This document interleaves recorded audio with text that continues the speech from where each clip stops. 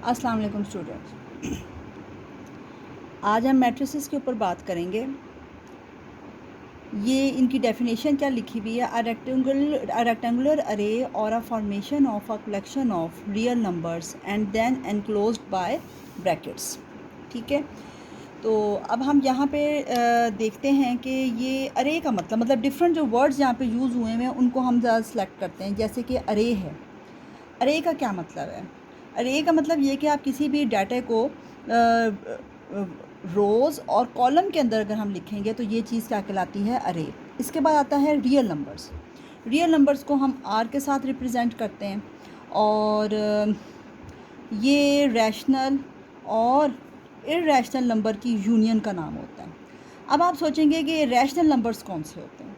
Rational number students ऐसे numbers होते हैं जो कि पी ओवर क्यू की फॉर्म में लिख सकते हैं, जबकि इर्रेशनल नंबर्स जो हैं ये वो वाले नंबर होते हैं जिनको आप पी ओवर क्यू की फॉर्म में नहीं लिख सकते हैं। तो इन दोनों की जो यूनियन है वो क्या कहलाएगी? Real numbers. तो यहाँ पे हमारे पास अगर हम इसको फिर दोबारा से पढ़ते हैं तो बेसिकली क्या है? Rectangular array or a formation of a collection of real numbers and then enclose by brackets, यानी कि वो जो रियल नंबर्स हैं उनको पहले हमने रोज़ और कॉलम के अंदर लिखेंगे और फिर उसके बाद उनको ब्रैकेट्स में बंद कर देंगे। चलें हम एग्जाम्पल के तौर पे कुछ लिख के नंबर देखते हैं। जैसे मेरे पास लिखा हुआ 1 2 4 -9 0 8, ये आपके पास रियल नंबर्स थे। इन रियल नंबर्स को आपने रोज़ और कॉलम की फॉर्म में लिखा और उसके बाद आपने इनको ब्रैकेट में बंद कर दिया, तो ये चीज़ जो आपके पास आ गई है ये हम इसे मैट्रिक्स बोलते हैं। मैट्रिक्स को रिप्रेजेंट जो किया जाता है वो कैपिटल ए के साथ रिप्रेजेंट, यानी capital A, capital B, capital letters के साथ रिप्रेजेंट किया जाता है। और जो हम नंबर्स जो हम लोगों ने ब्रैकेट के अंदर लिखे होते हैं उन्हें हम एंट्रीज़ बोलते हैं। ठीक है, आप इसको इन्हें एलिमेंट्स ऑफ मैट्रिक्स भी बोल सकते हैं। और ये हमेशा या तो कैपिटल ए से लिखा जाएगा, जिस तरह मैं अभी एक और एग्जांपल आपके लिए लिख देती हूँ। जैसे कैपिटल बी है तो हम एक और एग्जांपल लिखते हैं 1 7 9 8। ऐसे अपनी मर्ज़ी से हमने यहाँ पे नंबर्स लिख दिए हैं। ठीक है, इसके बाद हमारा जो नेक्स्ट टॉपिक आता है वो आता है रोज़ एंड कॉलम्स। ठीक, अब मैट्रिक्स के अंदर जो है यहाँ पर रोज़ भी होते हैं और कॉलम्स भी होते हैं। तो रोज़ क्या होती हैं कि ये जो हमारी हॉरिजेंटल एंट्रीज़ होती हैं, ये हॉरिजेंटल एंट्रीज़ क्या कहलाती हैं? ये रोज़ कहलाती हैं। ये मेरे पास फर्स्ट रो है, ये मेरे पास सेकंड रो है। ठीक है, यानी अगर मैं इसकी एंट्री देखूं, फर्स्ट रो जो रो है R1, इसके एलिमेंट्स अगर हम देखें तो क्या आ जाएंगे? 1 2 4। इसी तरह से जो सेकंड रो है अगर हम इसके एलिमेंट्स देखें तो वो क्या हैं? -9 0 8। अब अगर मैं बी मैट्रिक्स की बात करूं तो इसकी रो को हम चेक करते हैं तो हमारे पास जो है ये आपके पास फर्स्ट रो आ जाएगी और ये हमारे पास सेकंड रो आ जाएगी। ठीक है, जो फर्स्ट रो है ये हॉरिजेंटल एंट्रीज़ जो हैं ये रो कहलाती हैं। तो पहली जो फर्स्ट रो है इसकी एंट्रीज़ होंगी 1 और 7 और जो सेकंड रो होगी इसकी एंट्रीज़ होगी 9 और 8। ठीक है, अब यहाँ पे अगर हम वर्टिकल एंट्रीज़ की बात करें तो वो कॉलम बन जाते हैं। जैसे एक आपके पास ये वर्टिकल एंट्रीज़ हैं, फिर ये हमारे पास हैं और फिर ये हैं। ये आपके पास फर्स्ट कॉलम है, this is second column and this is third column. ठीक है, तो जो फर्स्ट कॉलम है इसकी एंट्रीज़ हैं 1 और -9। जो सेकंड कॉलम है इसकी एंट्रीज़ हैं 2 और 0। जो थर्ड कॉलम है इसकी एंट्री है 4 और 8। ठीक, अब अगर मैं इसकी बात करूँ सेकंड बी मैट्रिक्स की, तो इसके भी कॉलम्स को हम देख लेते हैं कि हमारे पास ये आपके पास फर्स्ट कॉलम है और ये हमारे पास सेकंड कॉलम है। ठीक है, तो जो फर्स्ट कॉलम है उसकी एंट्रीज़ आपके पास आ जाएंगी 1 9 और जो सेकंड कॉलम है इसकी एंट्री आ जाएंगी 7 और 8। ठीक, तो रोज़ क्या होती हैं? हॉरिजेंटल एंट्रीज़ और कॉलम्स क्या होते हैं? Vertical entries. ठीक है जी, अब इसके बाद हमारा जो नेक्स्ट टॉपिक है वो होगा order of a matrix. Order of a matrix के लिए हम किस तरह से इसे करेंगे? हम यहाँ पे जो इसका formula order of a matrix का वो हमारे पास है number of rows by number of columns. ठीक है, तो अगर हम इसकी मैट्रिक्स ए के ऑर्डर की अगर बात करते हैं तो इधर हमारे पास कितनी रोज़ हैं, 2 रोज़ हैं, तो हम यहाँ पर लिखेंगे 2 बाय, और कॉलम्स कितने हैं 1 2 3, 2 बाय 3। ठीक है। अब अगर आप इधर देखें तो यहाँ हमारे पास जो बी मैट्रिक्स है इसका अगर हम देखें तो हमारे पास कितनी रोज़ हैं 1 2, तो हम लिखेंगे 2 रोज़ हैं, और नंबर ऑफ़ कॉलम्स क्या आ जाएंगे 2, तो आपके पास ये बन जाएगा 2 बाय 2 ऑर्डर आ जाएगा। चलें अब हम ऐसे करते हैं कि कुछ थोड़ी सी और मैट्रिसेस लिखकर भी हम बात को समझने की कोशिश करते हैं। तो जैसे सी मैट्रिक्स है हमारे पास, वो आपके पास है 2 4। ठीक है, तो इधर आपके पास रोज़ कितनी हैं, एक ही रो है, और इधर कॉलम हमारे पास कितने हैं C1 और C2। तो अगर हम इसका ऑर्डर लिखते हैं तो ऑर्डर ऑफ मैट्रिक्स सी, तो मेरे पास आ जाएगा 1, क्योंकि एक रो है, बाय 2। ठीक है, तो इस तरह से हम और भी हाँ, जैसे अब एफ़ मैट्रिक्स है हमारे पास, एफ़ मैट्रिक्स मेरे पास क्या आ रही है, इधर कितनी रोज़ हैं, एक ही रो है, और इधर कॉलम कितने हैं, एक ही है। तो अगर हम इसके ऑर्डर की बात करते हैं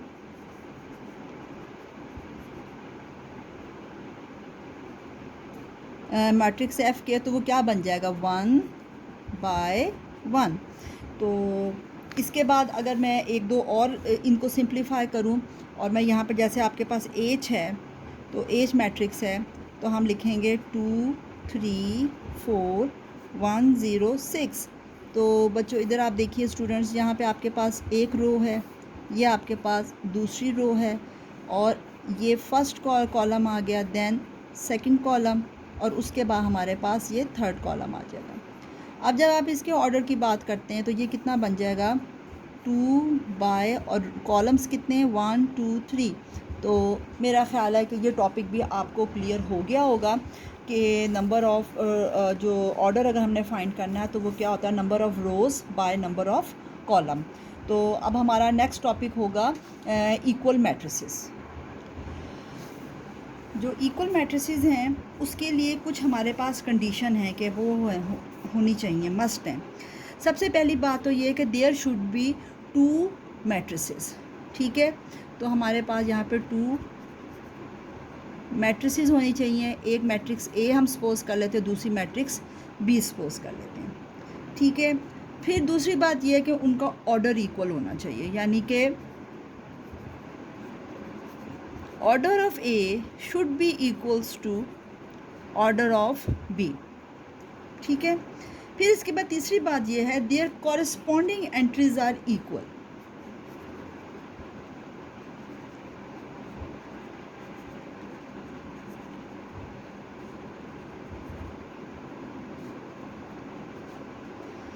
अब जब भी हम इक्वल मैट्रिसेस की बात करते हैं तो जो मैट्रिस हैं वो हर सूरत 2 या 3 होनी चाहिए, मस्ट है।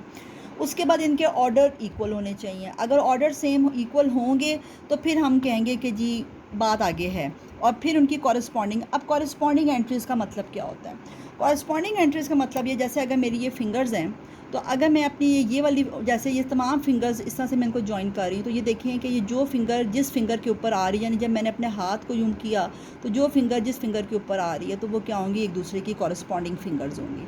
इसी तरह से अगर हमारे पास कुछ मैट्रिसेस हैं तो अगर मैं उस मैट्रिक्स को दूसरी मैट्रिक्स के ऊपर रखती हूँ तो जो हमारे पास एलिमेंट्स इनके आते हैं एक दूसरे के ऊपर आएंगे तो वो कॉरस्पॉन्डिंग आपके पास एंट्रीज़ कहलाएंगी या कॉरस्पॉन्डिंग एलिमेंट्स होंगे। ठीक है, तो अब मैं आपको कुछ एग्जांपल्स की हेल्प से समझाती हूँ तो ज़्यादा अच्छी आपको समझ आएगी बात की।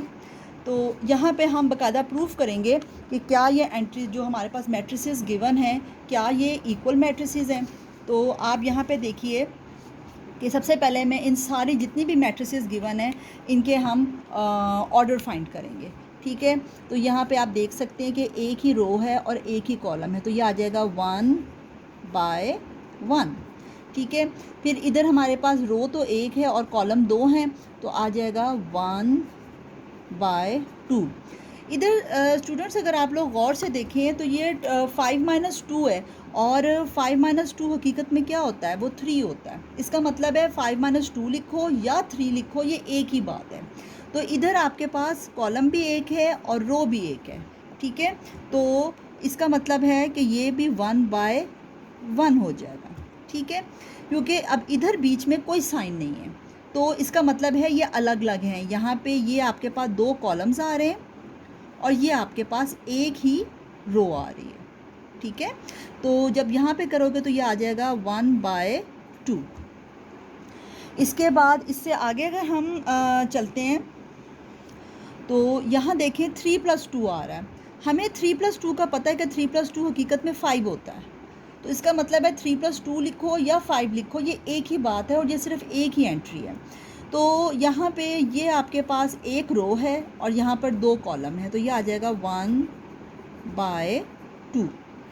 इसी तरीके से आपके पास यहाँ पे 2 रोज़ और 1 कॉलम है, तो हम यहाँ पे लिखेंगे 2/1। अब यहाँ पे अगर आप देखो तो ये जो 3 - 1 है, ये हकीकत में क्या बन जाएगा 2, और 3+3 क्या बन जाएगा 6।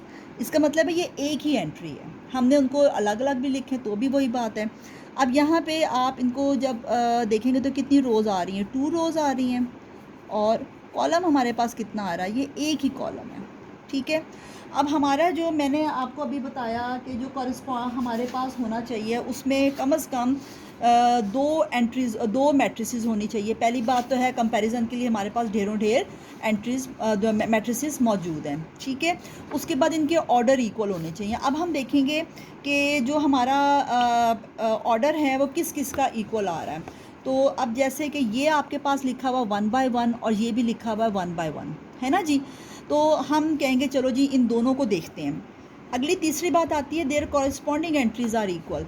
तो इधर भी 3 है, इधर भी 3 है। इसका मतलब ये हुआ कि मैं यहाँ पे लिख सकती हूँ कि A = C, ठीक है।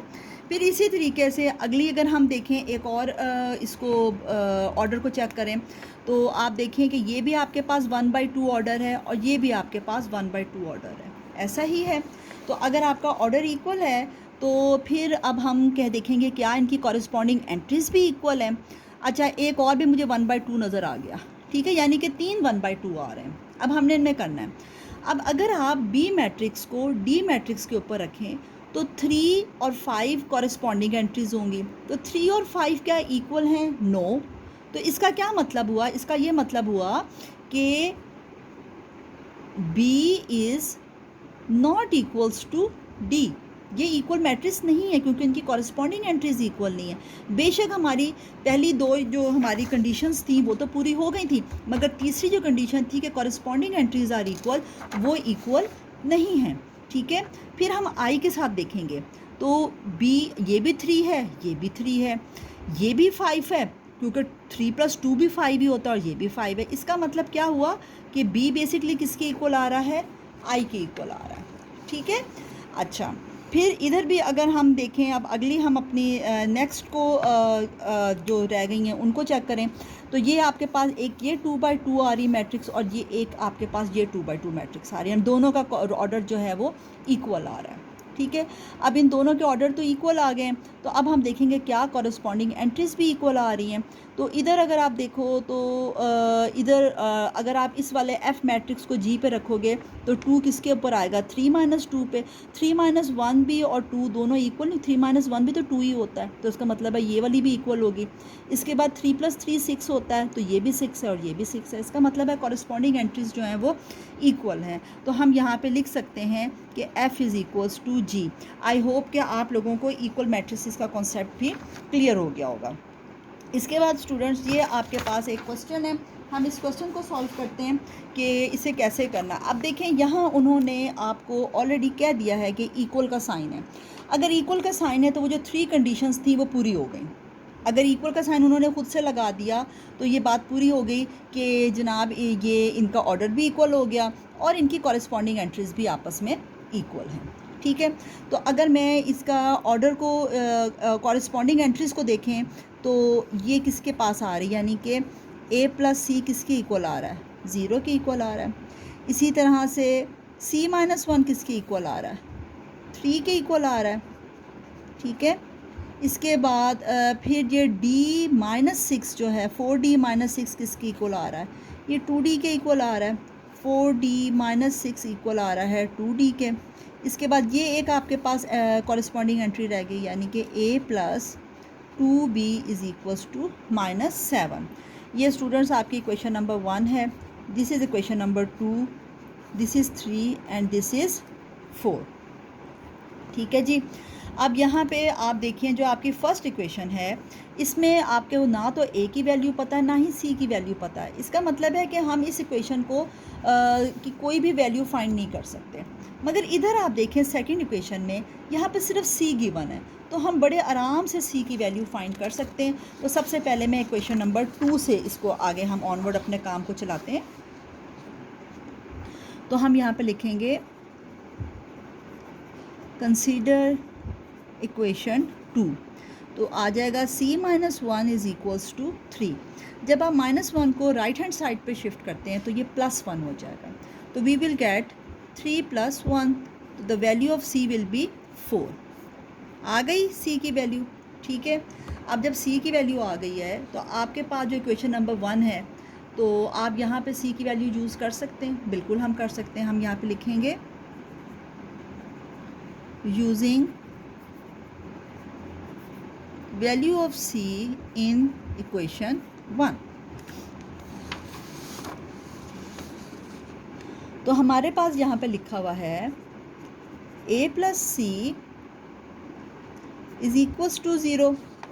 अब यहाँ पर c की वैल्यू हमारे पास 4 है, तो हम इस जगह पर 4 लिख देंगे। a plus 4 is equals to 0। जब आप 4 को राइट हैंड साइड पर शिफ्ट करेंगे तो you will get a is equals to -4। ये स्टूडेंट्स आपके पास a की वैल्यू आ जाएगी, ठीक है। इसके बाद आप थर्ड इक्वेशन को देखेंगे। अब हम लिखेंगे कंसीडर इक्वेशन नंबर 3 जी। तो हमारे पास यहाँ पे लिखा हुआ है 4d minus 6 is equals to 2d। देखें हम यहाँ पे d वाली टर्म्स जो हैं उनको एक साइड पे कर लेंगे, एक ही तरफ इकट्ठा कर लेंगे। तो जब आप इस d को इस तरफ लेकर जाएंगे तो आपके पास आ जाएगा 4d माइनस 2d, और ये जो कांस्टेंट है -6, इसको आप राइट हैंड साइड की तरफ शिफ्ट कर देंगे, ठीक है। तो आपके पास आ जाएगा 2d। अब आपको पता है ना, अगर हम जो छोटे थे तो हम ये काम करते थे कि 4d माइनस 2d, ओह ऐसे भी लिख सकते हैं, और हम ऐसे भी लिख सकते हैं 4d माइनस 2d। ये वाला काम तो हम छोटे होते क्लास 6 में करते रहे, ठीक है ना। तो जब आप 4 माइनस 2 करेंगे तो आपके पास कितना आ जाएगा, 2d आ जाएगा। तो इसी तरीके से मैंने यहाँ पर 4 माइनस 2d को 4d माइनस 2d को 2d लिख दिया। ये आंसर बेसिकली लिखा है यहाँ पे, ठीक है। इसके बाद 2 इधर मल्टीप्लाई हो रहा है, इधर आकर ये डिवाइड हो जाएगा, तो आपके पास 6 डिवाइडेड बाय 2, तो d की वैल्यू मेरे पास कितनी आ जाएगी, 3, ठीक है। ये मेरे पास d की वैल्यू आ जाएगी। अब हमारे पास लास्ट इक्वेशन रह गई, इक्वेशन नंबर 4। चलें जनाब, अब हम इस इक्वेशन को भी डिस्कस कर लेते हैं और इसको भी हम देखते हैं कि ये क्या। अब हम लिखेंगे कंसीडर इक्वेशन 4।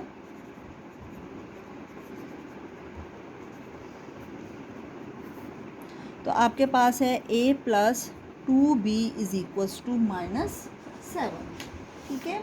अब अगर हम देखें तो हमें a की वैल्यू हम कैलकुलेट कर चुके हैं।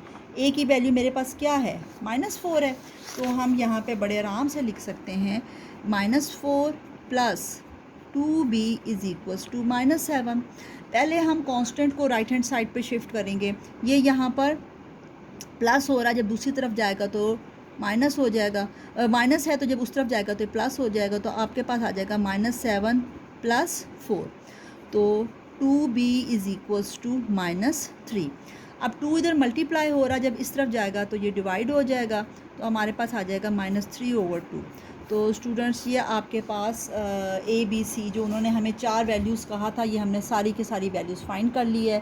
तो आई होप सो कि आपको इसकी समझ आई होगी, और अगर आपको इस रिलेटेड कोई भी क्वेश्चन है तो you can ask from me, और आप लोग प्रैक्टिस करें, खुद से काम को समझें, तो इंशाल्लाह ताला that mathematics won't be a difficult job for you people. Okay dear, अल्लाह हाफिज़, टेक केयर।